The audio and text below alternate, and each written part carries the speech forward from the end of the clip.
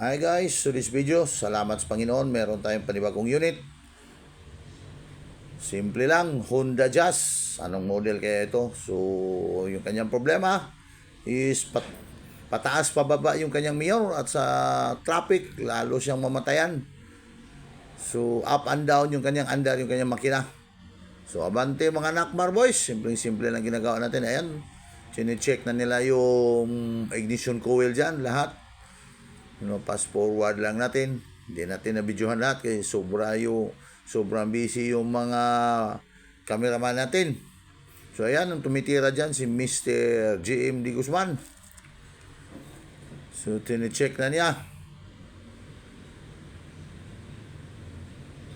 So isang Honda Jazz lang, taga dito lang sa atin yan.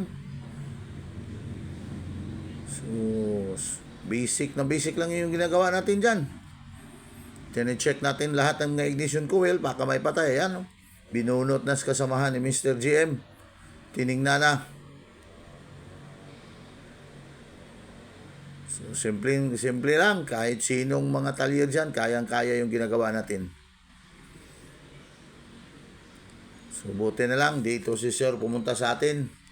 Magpaayos. At least meron tayong customer.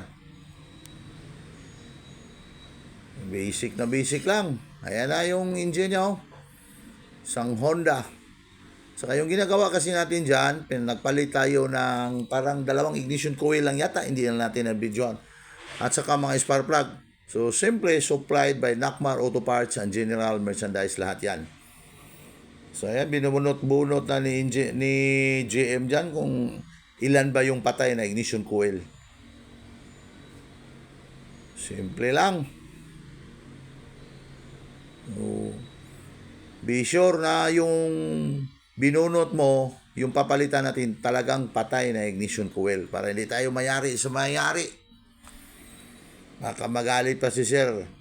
Marami tayong ignition coil. Imagine, 8 ignition coil dyan. So, sure mo lang na yung binunot mong coil, yung papalitan natin, patay talaga. At saka yung pangalawa nating pinalitan dyan, yung mga spark plug. Ayan na. Palit na yung spark plug si Mr. JM D. Guzman. Pagkatapos dyan, syempre, tinest natin kung okay na ba yung andar niya. Kasi abnormal yung andar sa sasakyan na yan ang dumating dito. Pababa, pataas yung kanyang minor. Lalong-lalo na pag nang-standby, hindi steady yung kanyang minor.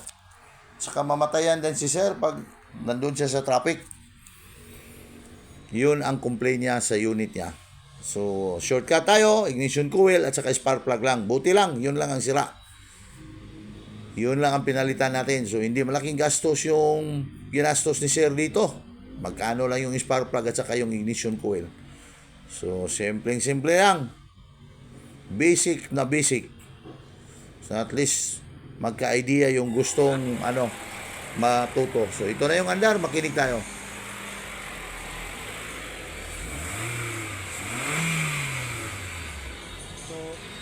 Test na lang.